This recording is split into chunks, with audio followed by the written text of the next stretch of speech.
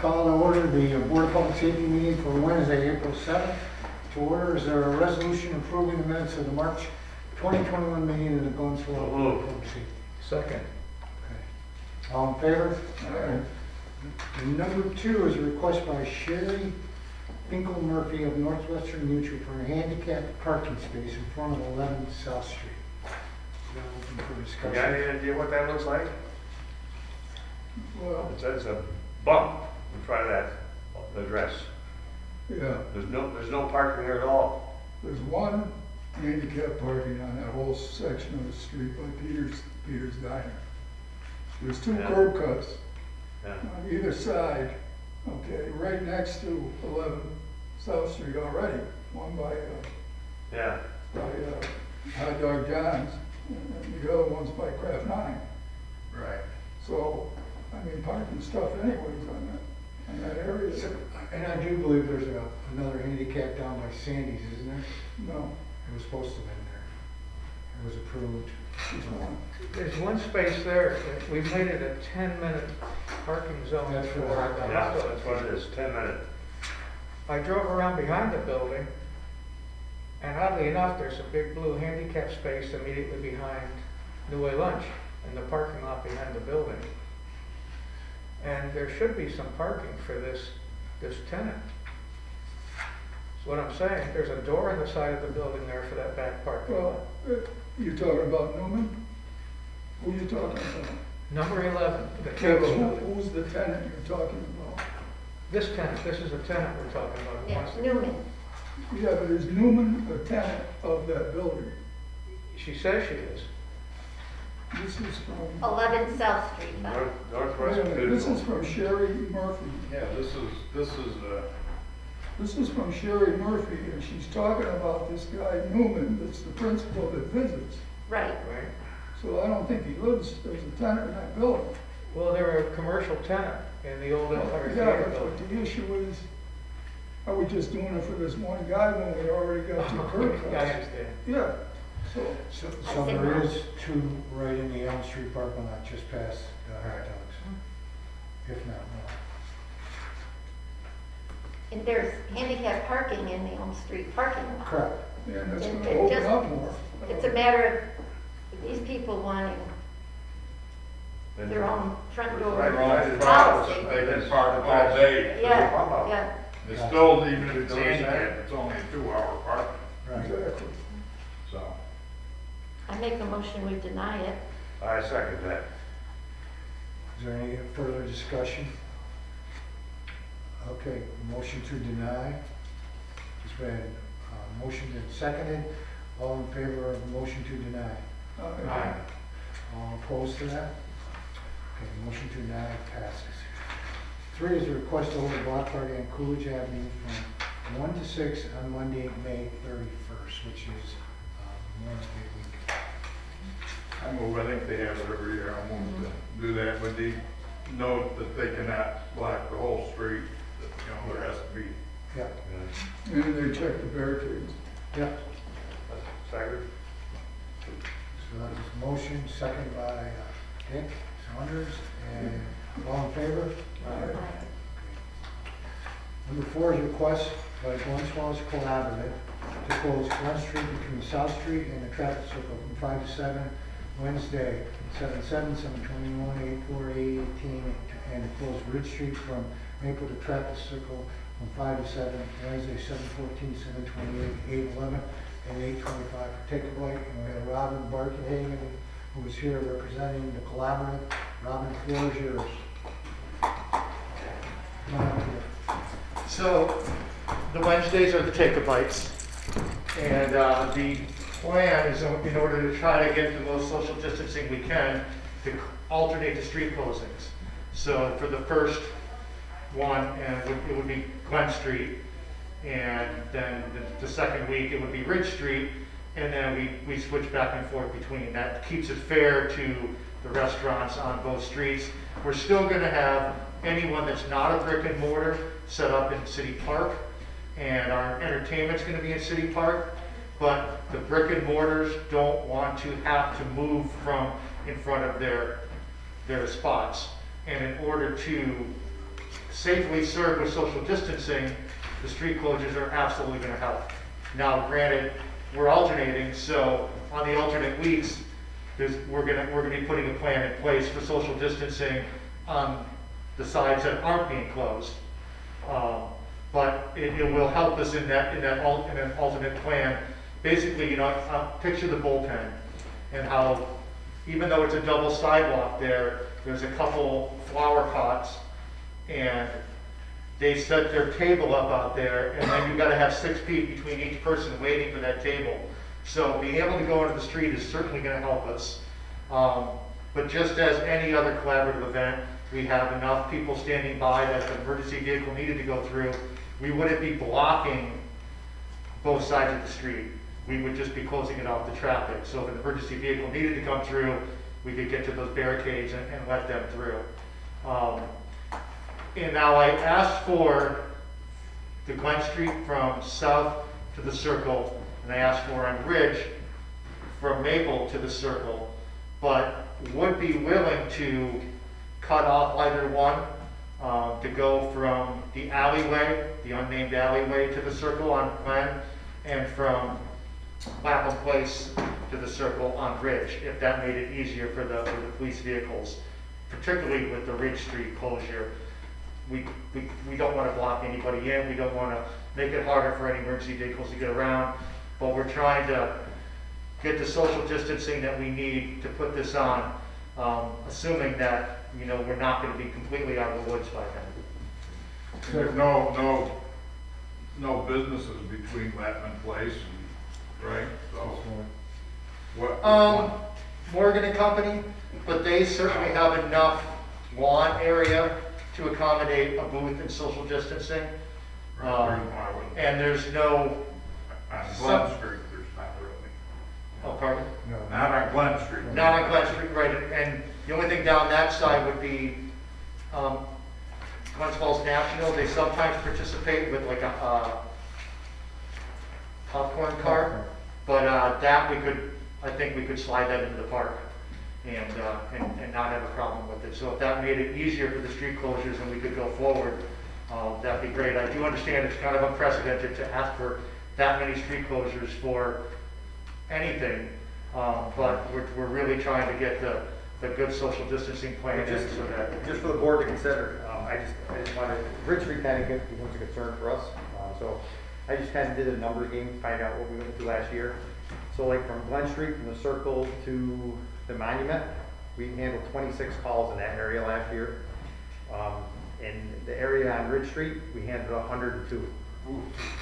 So we're on this end of Ridge Street, handling calls with the high rise, the police department's here, quite a bit throughout the day on these calls. So if it's going to, least impact for the fire department, of course, would be Glen Street, has least impact as long as the street's kept open if we have a call on that street.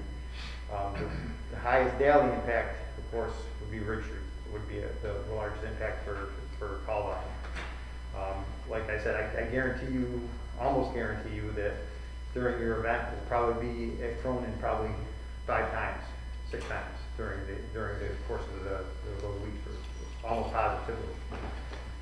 And I know that the police department's had issues when we started closing on Ridge Street. Us with our exit and entrances on Ridge Street. So We've had it, and the concern is not moving barricades and not doing those things, and I know that when I'm speaking to past police chief and our people is just the purpose is we're doing this is safety of people in the street. When we negate that by having to put emergency vehicles in play, it really negates the purpose of closing the street to do that, and it puts the city at some liability. And I just wanted to make sure the board was aware that this is how it affects the fire department, and I don't know how it would affect the police department, but that just to give you a. Why can't we first see how it goes?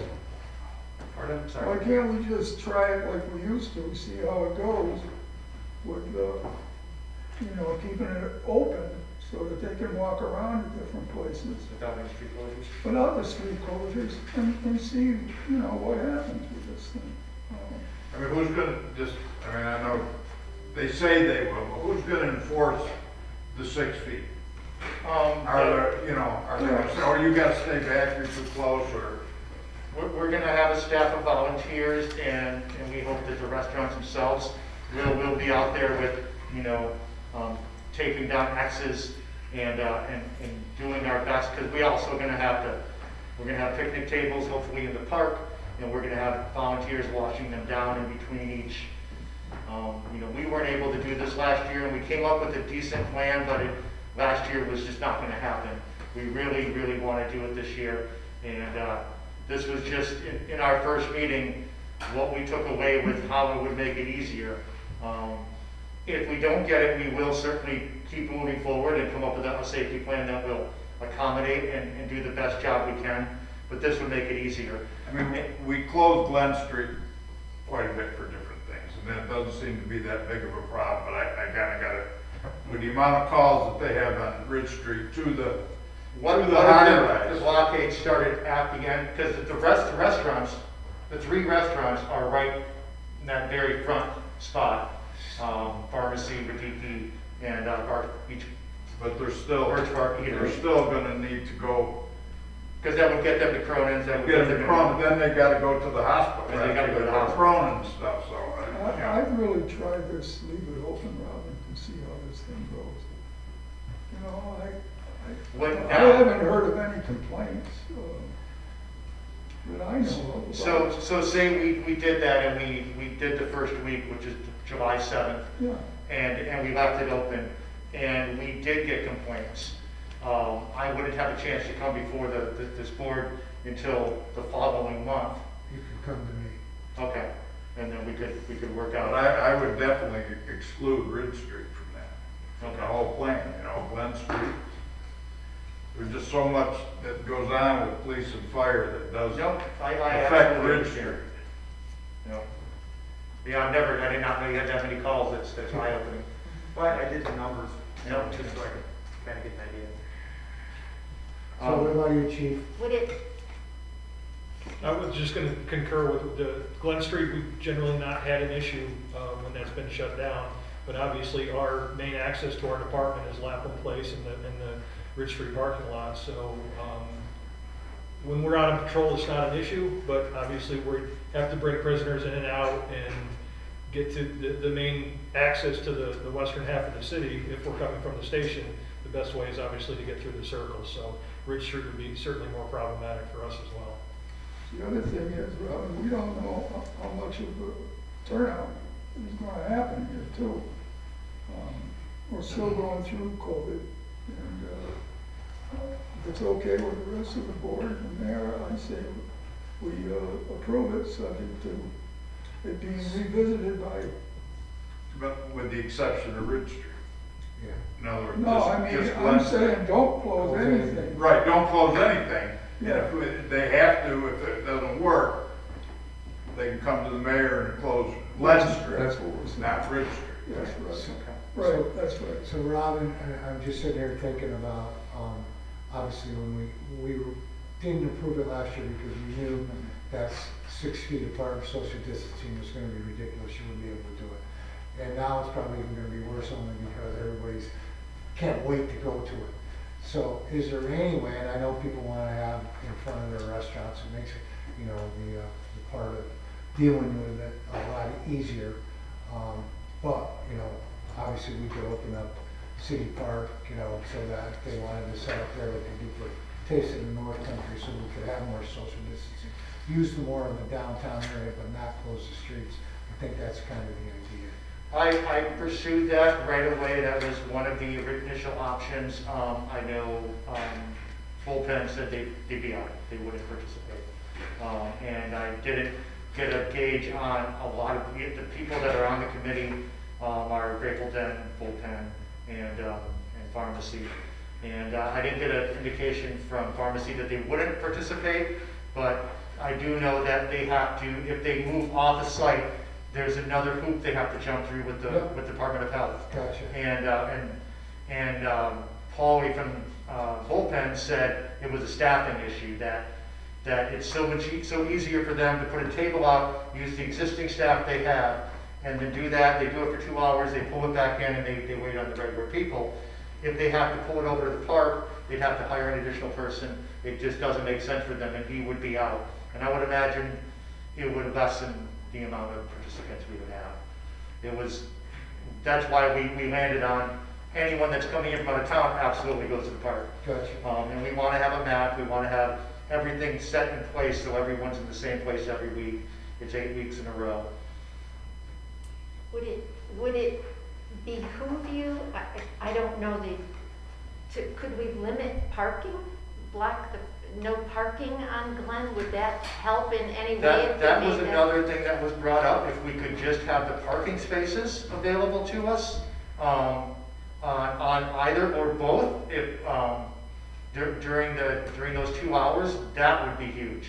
Because then we could rope off and cone off those parking spaces to get that extra bit of social distancing and not have to block off the streets. So our insurance company has told us, we had asked them about using the parking spaces, like putting tables in them and so on. And our insurance company advised us that, they would not recommend that. They would recommend closing the streets if you were gonna put tables in the area.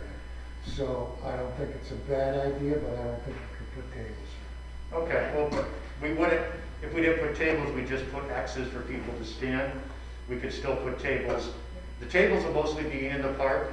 Yeah. And maybe even the, So I think that's a doable thing, Commissioner Hall, and I think that's doable. I think we could do that. We could, because we put, signs up when we remove snow. So I think that's something we could do. okay, So. Or no park, right. Yeah, no parking, within that Yeah, area. right, within, Yeah, on so Glens we Street. can try that. okay, can we do both streets every week for the no parking? Let's try it.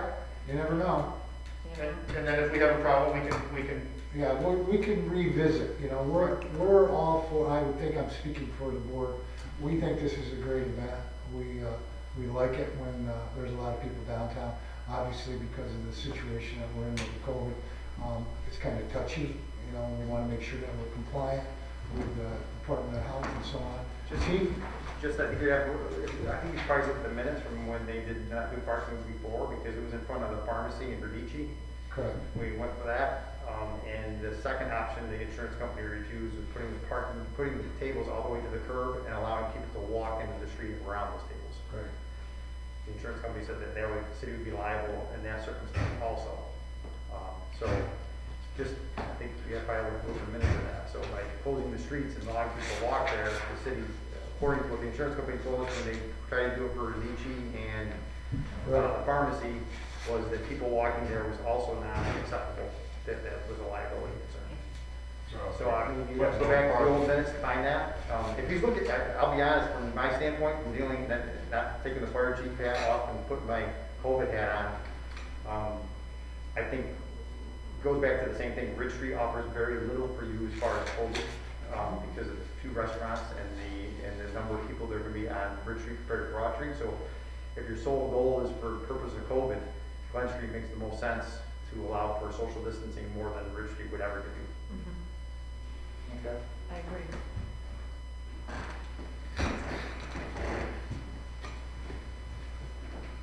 Okay. Where have we left this? Yeah. That's what I'm trying to figure out right now, Mike. And another question I have is, I know it's all part of us here at Glens Falls, but do you offer the liability insurance? Do we receive that from you, being the Glens Falls Cooperative? Do you Yes. also carry an insurance on this? yes. Okay. So,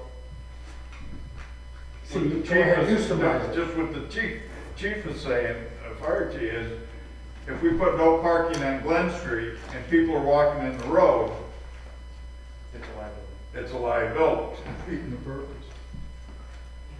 So, I think we do it, like Bob said, try it just as it, was. That's what I, One of the big things is gonna be trying to enforce the 6 feet, because, they may do away with that by then, but, right now, who's gonna enforce it? I know you say you'll have some volunteers there to help enforce it. And one of the other things is, if it does come to where we close Glen Street, you say somebody would be, to move the barricades and stuff like that. But like when we close the street for block parties and stuff, we say you have to, or races, you have to have somebody stationed at the barricade. Yeah, right. So that it's not, oh, here they come, somebody's gotta run up, or they don't, you know. But right now, I think, like Bob said, we, you know, try it the way it was, and hopefully the 6 feet will be, and Okay.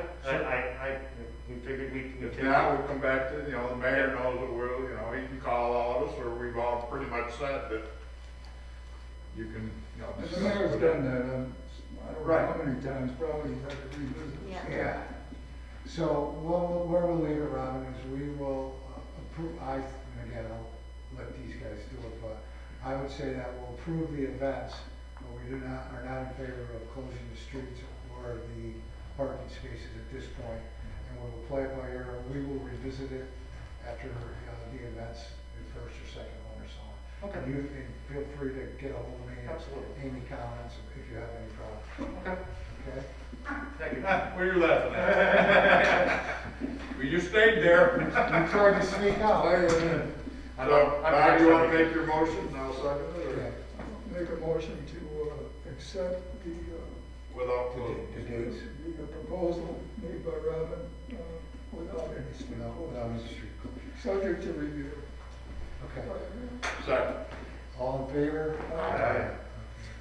I think I'm next too, right? Yes, you are. Okay, so this is a request by Glens Collaborative to close Park Street from Glen to Elm Street, and on from 2 to 7 on Sunday, August 22nd, for Grandma's Day. I think you run into the situation of getting to the hospital with ambulances. Yep, ambulance alley, and I've always, you know, the time I've spent on Park Street, I never used to be in favor of that, and I never thought it was necessarily even a good idea, and then I noticed Ms. Miller was able to do it a couple times, and so we used to do Grandma's Table with the Queensberry, and we close out Maple Street. This year, it's the Park Theater that's gonna be putting on the food, and, or the docks, excuse me. And so we wanted to close out Park Street.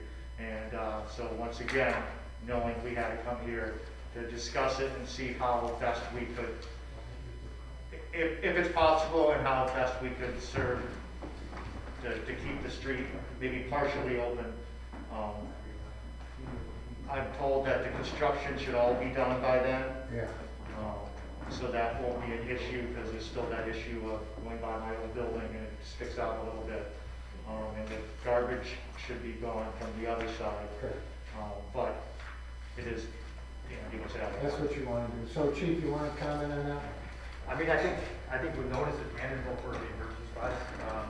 It really is gonna be mostly rural EMS that is gonna be the issue. Really, our city ambulances don't do that a lot, and we could easily do that, circumvent that. Occasionally, Fort Edward. So it's a couple squads we'd have to notify, and I think as long as it's signed properly and it gives them plenty of notice, that it's closed coming up the hill, and what I can do is I can contact Warren County and Sarasota County Dispatch and have them put it on their Monday night. They have night announcements and special things. I could have them make sure to put on their announcements, so that counties would, at least those squads would know that it's going to be closed in a certain period of time. I think I mean, from my standpoint, I think it's manageable because it's not really circumventing the ability of an ambulance to get from point A to point B quickly. They just have to go up to the circle and go around. So that's how I review it. It is a Sunday, and we could actually, like you said, station people for that one, because it's less of a. Still have an alleyway or leeway if they do need. Right. Now, Yeah, the same thing they did when they did it in front of Maple Street, the same Yeah. thing. So we just keep everything on one side. I mean, we're not gonna go down there unless the emergencies at those locations, but Right. it could happen. Yep, right, and just know that. How far down, Robin, do you anticipate it's gonna go down Park from, I asked from Glen Street to Elm Street because that's the block. We certainly could reduce that. Docks starts across from the parking lot, which there is access in and out of that parking lot from both sides, behind Domino's and the inspector and the hub. I don't know if the hub is still there. so the tables are gonna be on the roadway? The The tables will be on the roadway. in the street. We used to do one big long table, which Yeah. was the idea of grandma's table. This year, we're planning on doing smaller circular tables, so they're all still together, but again, separate. So Are you that- planning on doing a tent? Or tent? No, These docs did the tent last, she did the tent last time, on the road. I don't think foresee a tent, no. Okay, okay. Yeah, just check. Are they all on one side, We'd all be on one side, on the back side? yes, So it'll be a barricade, yes. and we'll be able to still get through, if need be. If need be. Elm Street, you'll be able to go and turn right at the park. Yeah, but I'm just saying in the case. No, you got yeah, a they vegetable- still get through, right? Yeah, that's what I'm concerned about, okay. May I ask, why is this never held in a parking lot? Is that part of the thing that it has to be in the street? I mean, there's beautiful parking No, lots it's, out there. that's not a bad question. I mean, even though it probably could have been held in the park when it was over to Queensberry, we would have still had to walk all the food across the street. Right. So I think the idea of the Queensberry, it was the easiest path for the food to come out the door and to serve people. So now it was it's never not. considered over there. Now, the parking lot situation on Park Street, Peter Hoffman owns the big lot. He has never allowed the park theater or docks people to park there. I don't know who owns the lot behind that I was talking about behind Domino's, but Elizabeth doesn't own that. The lot she does own is behind the new building that she just bought at the corner of Park and Elm. So I don't know if it would be able to be placed there. If we had to revisit and do that, I'm not on that committee. I represent the collaborative, but that's not my particular committee. Okay. But I told them I would come here and pitch that, so. What if it rains? Yeah, that's my question. You know, The rains, at the Queensboro Old Town rain, they went inside. We went inside. So I would imagine the same thing would happen with Dr. Food. have we approached Peter Hoffman? Has anybody from the Yeah, collaborative? Peter Hoffman, could be approached, but, I think Robin kind of touched on it a little bit. He hasn't allowed people to park in that parking lot. Yeah, they've done it before and it worked fine, so, I mean. Yeah, so I have been a waiter at this event for 2 of the years, and it was very nice at the Queensberry. And it's a great atmosphere, the ambiance is great because you got the park, it's in August, it's usually a beautiful day. Except we did get rain down one year and we went inside. So I think it's a good event, I appreciate you doing it, and maybe you could explain a little bit about what it is as far as it's usually from the local grown food. Right. That's good. Yep. Yeah, it's locally grown food, like so basically farm to table, so that the farmers donate the food, and it always goes to a charity. The last couple times we've done it, we let Clara be the charity, and Candace is going to be running it this year, so she'll be the charity again. And so she reached out to the farmers, she gets donations of food. The chefs back then the Queensberry, but there's now the dock chefs will cook that local food and serve it in a way. And again, the grandma's table is people bring their pictures of their grandma and set it there. It's like the big Sunday dinner with everybody all together. And it's obviously a community type of thing that It's a good event. we're a city, but we're also a small town, and we're in our hometown. It's a good event. Yeah. So we're gonna approve? Yes. Okay, so a motion to approve. I'll make a motion. Second. All in favor? Thank you all. Thanks, Rob. Number 6 is a request by the Glens Civic Center Foundation to hold a race from 10 to noon, Saturday, June 12th. And Where's going? Don't go. I didn't look at it close enough. Here it is. I didn't see the map. No, she doesn't have anything attached. Yeah, there's nothing, So when do they want to do it? June it 12th. says when they want to do it, it doesn't say where the race is going or. They'd like to track it up. So I would recommend that we table this until we Yeah. get the idea of what the route is. Okay, So I'll look for a motion to table. so moved. Sorry. All in favor? Aye. 7 is a request by Eric Untitled to close Kern Lane from the back of community action, Orange Falls Produce to Warren Street during the Thursday markets in June, July, and August. Eric, you want to come up? Sure.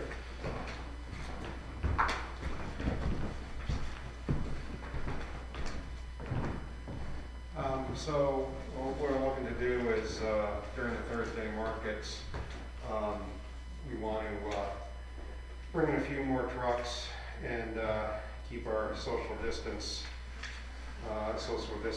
So we're gonna add a few tables in the Rock Hill parking lot. And what I'd like to do is, because we only have the sidewalk on the one side of the street there, is close off that street so we can kind of make it a pedestrian walkway between the back of the Shirt Factory parking lot and the Rock Hill parking lot, and we would keep the front portion of the turn lane between Lawrence Street and most of the Shirt Factory parking lot for the handicap parking, as we've done in years past. So that handicap parking is on the Shirt Factory property, not on the street. I'd just like to have it so that we don't have issues with cars trying to come up and down that street while people are gonna be, going between the two lots. Because I could see people winding up walking in the street on turn lane anyway to avoid getting jammed up on the sidewalk, So We just wanna close, you're not gonna close at Lawrence Street then, like. Well, so what I would do at Lawrence Street is I would put a handicap parking barricade up there, to kind of close it off, and instruct and let people know that if you're handicapped, you've got a handicap placard, come on in and park where you've Right. done in years past. But, we don't want people that are, non-handicapped parking in those spots. And then further down, I would probably just put a sign that said pedestrian walkway, on both sides to kind of tell people that, this section is It's an really area, no the more same, vehicles. the same situation that you'd have to have somebody there standing by them barricades at each spot so that if fire truck, ambulance, or police car had to get down there, they would move, Right. not over here, sorry, we gotta find some way to move that barricade. I mean, Current Right. Street, I realize there's not a lot of traffic. Well, there's only the one building on. Well, I know, but I'm just saying, somebody could slip down there walking from one place to another and break a leg or something, and the ambulance would have to get down and stuff. Right. So I see no problem with it as long as you have somebody at each barricade. Right. For the Well, duration. we wouldn't barricade off the entire street. Well, but if you barricade a spot, how's a truck gonna, a truck gonna get through there? If you put one of those barricades, I mean, it's, I don't know about the rest board, it's fine, I understand what you wanna do. Right. But we would ask, just like we do anybody else that wants barricades, All right. that they have somebody at each one of those barricades Okay. monitoring that. Okay. All right. Unless anybody else got any questions, So, we do have some questions. Okay. And it's not so much about what you're asking now, but it's about the overall, this year, and I'm gonna let the chief talk to it a little bit. It's about Dix Avenue being closed, and Dix parking on Avenue. both sides of Lawrence Street is a problem, Okay. because that is the main thoroughfare for the, I gotcha. so for now, we're gonna, Well, can we do something with no parking on one side of the street or something? That's what I would propose, that we have no parking on one side of the street. I'll let the The chief good, the talk to good part it. about it right now is only, as far as I know, it's only eastbound traffic it affects. Yeah, I mean, Um, if I can say something. Sure, go ahead. So I think the main bottleneck on Lawrence Street is probably not right in front of the Shirt Factory because it's fairly wide there. But that section between there and, I don't know where it is on the other side of Cooper and Poopy's, Walnut. that next, Yeah, that gets pretty, I mean, on a good day, that's like, kind of like, yep. And narrow there. your event's been very successful and more people Yeah, coming, yeah. more parking. So I think from the Shirt Factory to the east, I think the street is wider. I think it's just that, I think there's one or two blocks there, like in front of Poopy's, and I don't remember whether the block over by the soup kitchen is narrow It's too. pretty much, or it's not. right from. But right from Poopy's is like the narrowest part of that whole Yeah, right street. from Pearl on, it's the same width until you get to. Yeah. Past the Shirt Factory. So, I mean, I don't know if you wanna, I know, for for Jim there, you know, you guys had those little cones Yeah, with okay, the 4 or 5. thing, the no parking, Yeah. and I do it think on one that's what side we or should the do other. there. I think Yeah. that's it. Yeah. I don't really have a problem with Yeah, Kern Lane, yeah, but I do have a little bit of a problem with the, yeah. you know, with the detour going through there. No, absolutely, and I didn't realize that was like an all Yeah. summer kind of thing. Can he possibly advertise this? Oh, I'll let people What I'm know. saying is advertise the parking situation. Yeah, That absolutely. overflow parking, Yep, where, we'll put it on the website, right, Meg? okay. Yeah. May I ask again, I sound like a horse that should You be built shot. this all up, you're on vacation. Parking. Can't we limit the parking across the road on the south side of Lawrence? Just, you know, where the people coming from, if they're coming off from Cooper to turn right onto Lawrence, if we, on the south side of Lawrence, could we not allow people to park, I mean, park on the side in front of, the Well, tavern and. That's where he Cooper's usually and- puts his food trucks, some of them are in. Well, no, I don't know. I don't have any food trucks on the street. You don't No. have any on Cooper anymore? No. Not on Cooper, but on Lawrence? No, Okay. I'm trying to think. The only one that I had years ago was, I can't remember their name now. Mexico. The Mexican place, and they had a permit through the city Yeah. for the season permit. But everything So they is. were allowed, but they weren't there last year, and I haven't had no contact with So them what this do you year. think of? So as far as I know, South side. I don't have an issue with it. Okay. I mean, you know, if it's, you know, if that's what it's gotta be to make the traffic work, then that's what it's gotta be. you know, I think that would be the best option right now. The tavern is open, but Poopy's is closed, and I don't believe there's anything else open there from 4 to 8 Not on of, Thursday evening that it not would of consequence. inhibit yeah. them, but the tavern it would certainly, but I don't know. But couldn't we limit the parking or block the parking there for those hours on a Thursday evening? So what we'll do is we'll close one side of the street, that's all.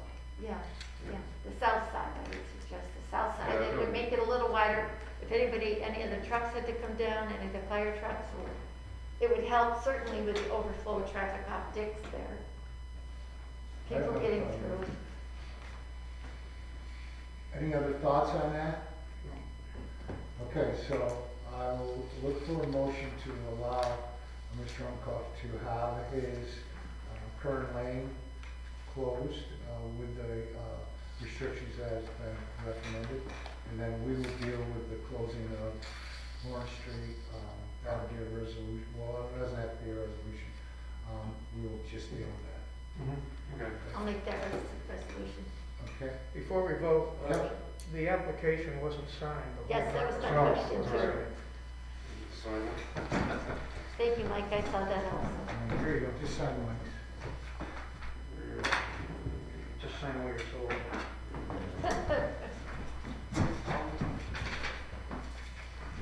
Okay, so there was a motion and a second.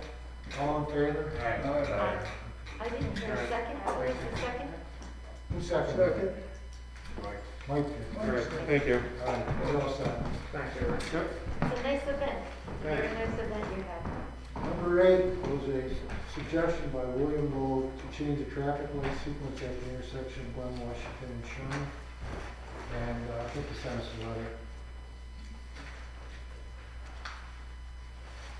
So my recommendation would be to send this to the city engineer and to Greater Glens transportation and see what their thoughts are. Sure. Sounds good. Okay? I agree. All right, so I guess we will motion that to table that. All in favor? Aye. Chief Stradlin's report. Okay, a few things. We're still, just want to let you guys know, we are still short 2 firefighters, so, right now, we don't have an active list. So the 2 retirements we received earlier in this year, we don't have an active list. So we actually, have the list, the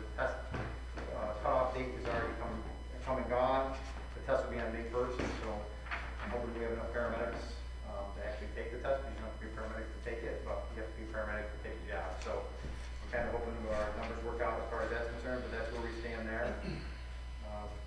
Yesterday and today, we did a standby for Brookfield Power for confined space rescue at, one of their dam sites, which is not locally, so we actually send a team there to actually do it. So that works out good for them and us. We're waiting to get the results on the assistant chief exam. We have 2 provisional appointments. So the exam was held on March 6th. So those will take about 3 months. So we have 2 people that have to pass it. These are appointed provisionally that we appointed. One was earlier this year and one was towards the middle of last year. The lieutenant's list expires, so we have a new lieutenant's exam that's scheduled for June 26th. So we're working right now on the qualifications for that, and making sure that they all are all aligned. We have 6 EMT critical care techs who enrolled in the paramedic bridge program. So for those of you that do not know, under the civil service requirements for their positions, they're required to hold a critical care tech or paramedic certification. The critical care tech certification is being done away with by New York State. There is no drop dead date as far as a deadline date, but it's going to happen. We've been told that. So eventually there will be no more critical care techs. So to meet civil service qualifications, they have to be one or the other. So that's how, right now, how the civil service requirement is for their positions. So we had 7 decline at this time. 3 of them were lieutenants and 4 were firefighters. So hopefully there'll be another class down the road, which if they want to change their mind, then they can enroll future classes. The thing is, we don't know, there's no guarantee of future classes. So whatever comes is based off of need.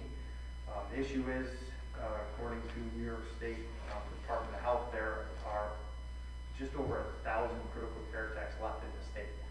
That's it.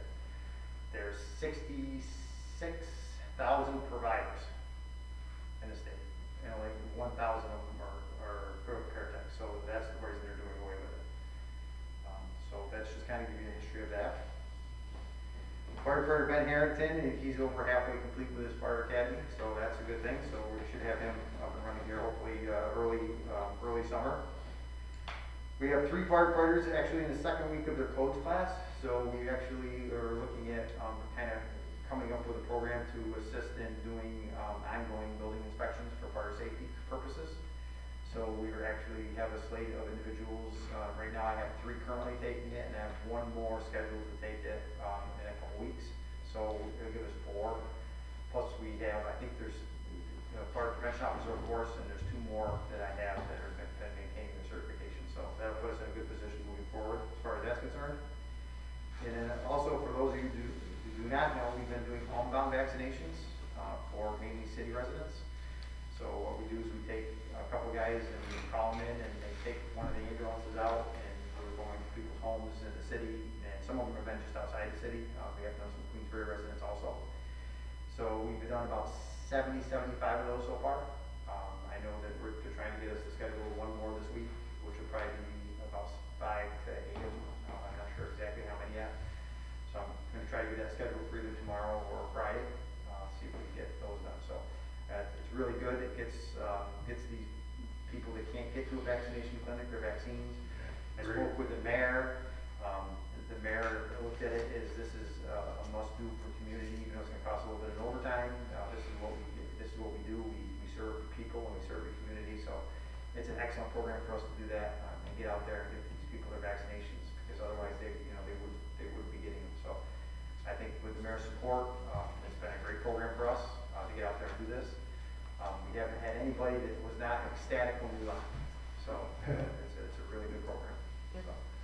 So Chief, I just want to, commend you for all that you've done through, this last year with the COVID situation.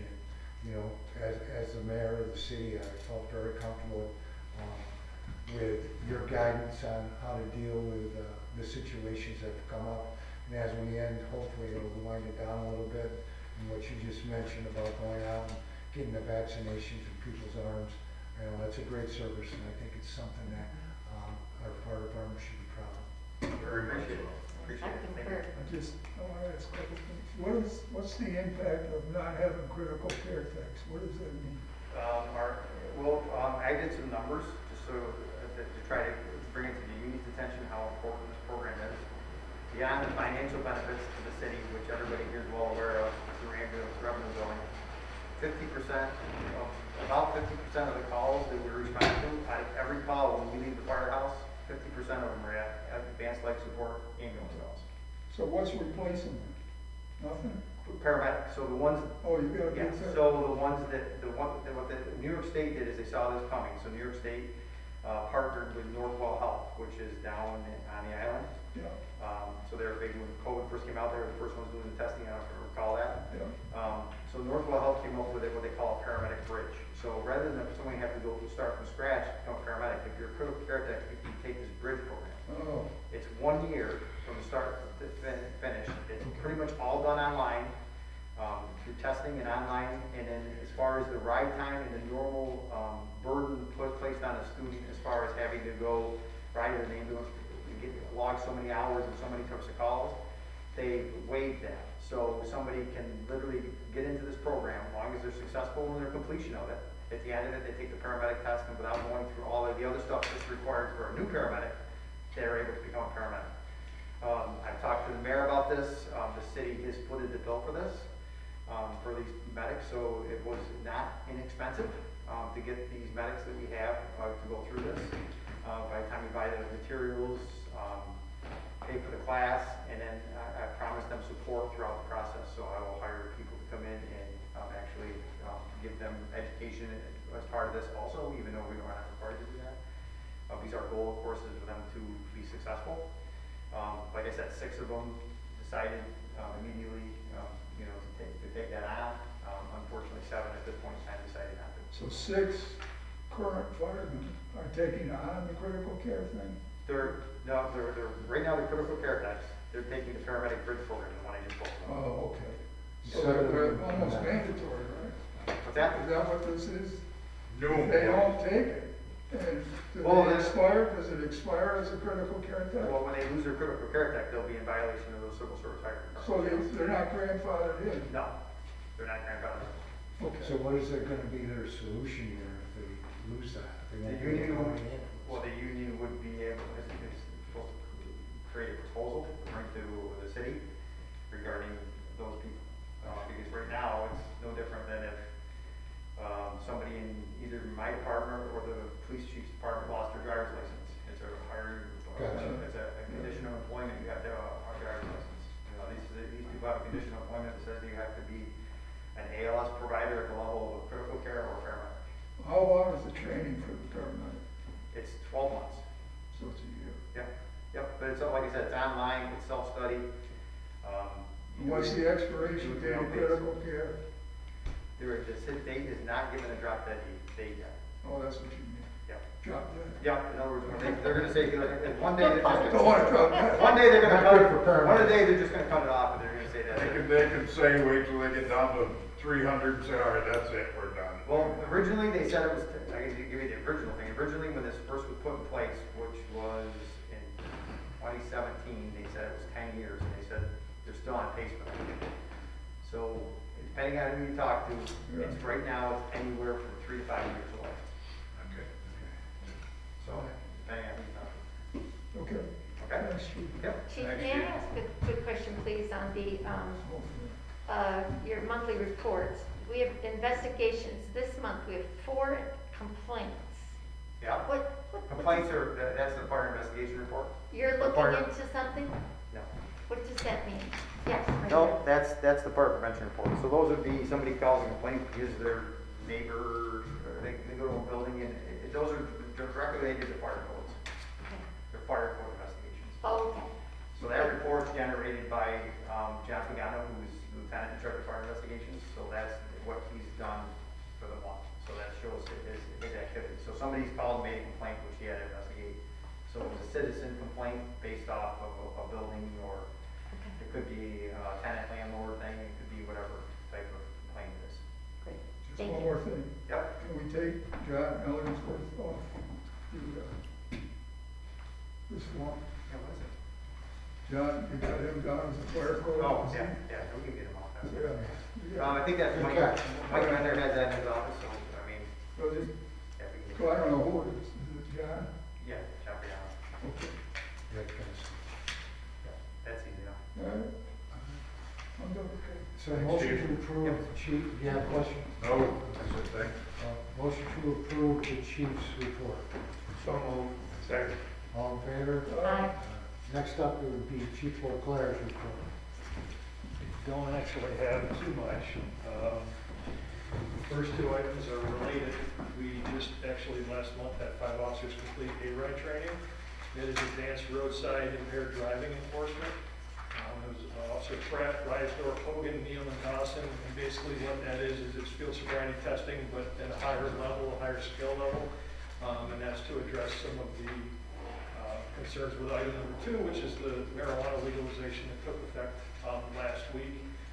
As far as the possession goes, small amounts of marijuana were legalized last week, so it wiped out the whole entire section of penal law that says you can't possess marijuana, set limits, and that sort of thing. So the email was sent out last week to all of our officers that they are no longer allowed to arrest people for possession of marijuana above less than 3 ounces of leaf product, vegetative product, and then the concentrated cannabis was 28 grams. So we are no longer even allowed to use it for probable cause at this point for searches of persons or That's a big, vehicles or that sort of thing. So that is huge. I think you're going to see 2 effects with this. I think you're going to see a distinct drop in the number of arrests that we as an agency make. Our proactive officers have historically utilized marijuana and the smell of marijuana to lead them to other crimes, possession of weapons, possession of hard drugs,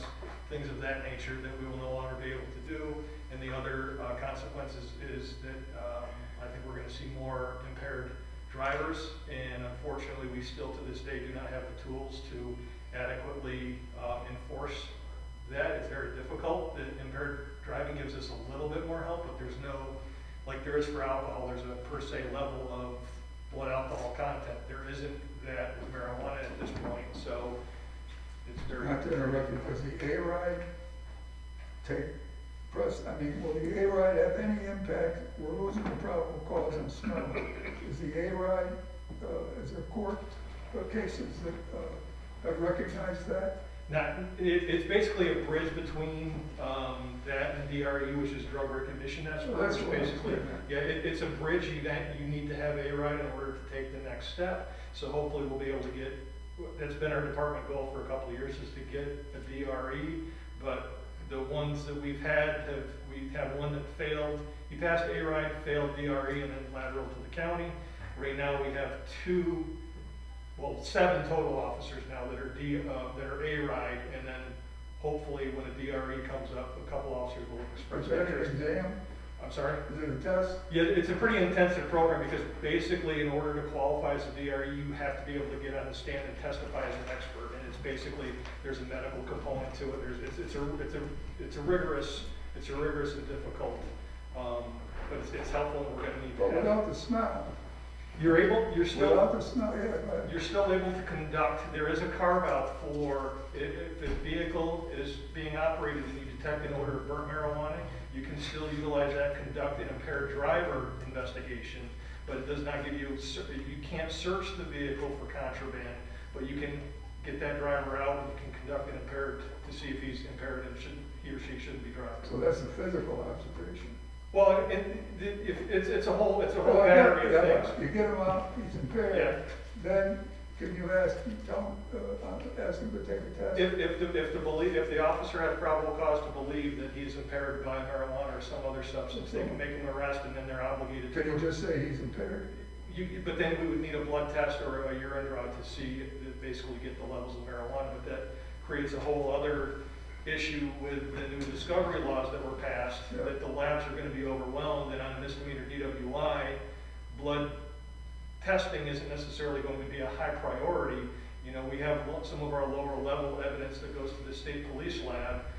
You know, it might be years, obviously with discovery requirements, the prosecutors have to have everything turned over within 15 days. Isn't there a prima facie test, a field test for the marijuana? We have a device that hasn't gone through the Fry hearing, and then what that basically is court recognizing that this is a scientific instrument and can be used. We have what's called our Draeger, which is a test that we can do. We could swab the inside of somebody's mouth and see if It'll tell us if they've consumed marijuana within a certain amount of time. We have not, that has not gone through the Fry hearing yet, but that would be You're not something we would be able to prosecuting do. Are you prosecuting any of those? The DA's office hasn't taken it, hasn't been challenged yet all the way up through yet. Okay. So, two police officers talking to each other. I know. The acronyms that come out. Sorry. Can you explain what ARI? ARINE is Advanced Roadside Impaired Driving Enforcement. Okay, and then the other one was the. DRE is Drug Recognition Expert. State police that was. Okay. I don't know. Yeah, and so does Washington County and Warren County have it as well. So there's a statewide app that most of our officers have. Yeah. In the event that we need it, we can reach out to them, and so that we've had the ability to call them in. So we still have access to them if necessary, but obviously it's not as easy depending on whether they're on duty or their Exactly. location as it would be if we had somebody in-house and on duty. What So about that's- what about the dog? The dog, when we had the canine certified, they were not certified in marijuana recognition, so, because we were concerned that that would affect us down the road, because if the dog is certified in marijuana, that's not something that they forget. So if we had the dog do a search and they alerted, and it was marijuana, and we basically, because once we have a positive alert, that we now have consent for that, or now we can do a probable cause search of that vehicle. If Brutus was trained in marijuana detection, the defense could argue that they hit on the marijuana, which is no longer illegal. So Brutus is not certified in marijuana, so that actually helps us because there's a lot of dogs that are going to potentially have to be retired early.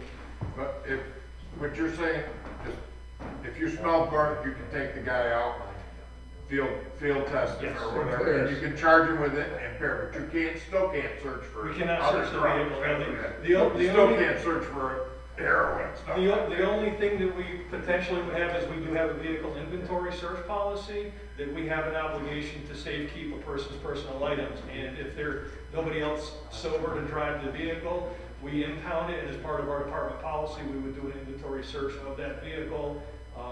What about a search warrant? We could, certainly if we had, but it wouldn't be, it couldn't be based on marijuana. It wouldn't be any different. We would have to have other factors. We would have to have. So if you do a swab test, But if the swab's positive for marijuana, marijuana can no longer be used for any type of reasonable cause to believe that a crime is being committed. how do you know it's not more than 28 ounces or 3 ounces, whatever it is? They actually had a specific carve out in the legislation, in the law, that said police officers cannot use this as reasonable cause to believe a crime is being committed. Wow. Now, aren't you glad you're retired? I have no comment. Are you gonna say it? So those are the only two issues I had, other than I need You're right. executive session to discuss personnel matters. Thanks. All right. I just got Any one questions? question. I just Yeah, got sure. one question.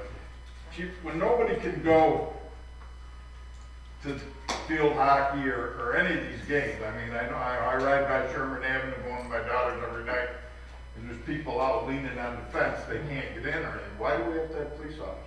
The school has requested, the school's reimbursing us for those events. Even with nobody, I mean, nobody, They want as us. long as they're paying for it. Yeah, they're paying for it. I've spoken with the athletic director.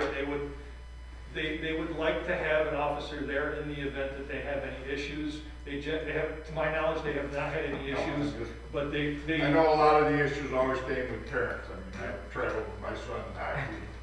There's a lot. They don't have issues for you, do they? I can't imagine that. Yeah, but they are reimbursing us.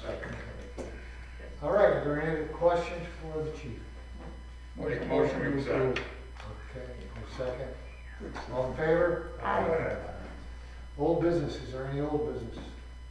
How about new business? Yes. Could I please ask, we're asking the engineer to look at the red light on the corner of Glen, Washington and Sherman. We have, I hear from a lady on the corner of Ridge and Lexington and what's the other one that comes in off from Jackson, thank you, at that red light. That red light be So that, blinking yellow at all times or removed? well, that's a red light's a problem, with the signals on it. we've looked at that a few times, we can have them look at it again, but that was damaged by, damaged by a car at one point, so, but as far as being removed, I'm not quite sure. I think we'll have to go back to the Transportation Council again. Okay. Because it's an intersection that's not, you know, Right. you gotta go, and that gets, especially during Kind of school school days. crossing too. Yeah, Well, her thing is, you know, nobody comes out of Lexington. If they're going to, usually, generally, they go down Potter. She said there's rarely anybody who comes out of Lexington and goes north. Rarely. I do that I- all I'm the just, time. I am just reporting. Yeah. okay, yeah, And, so, I mean, that's your point. And, as far as the red light, there's no sign saying no right on red, even though it's in the school area. Yeah, there is.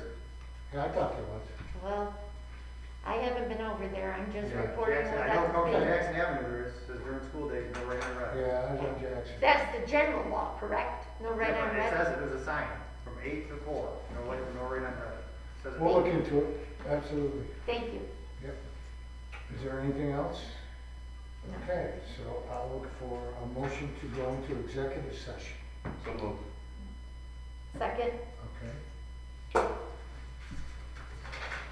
Good job today. Yeah.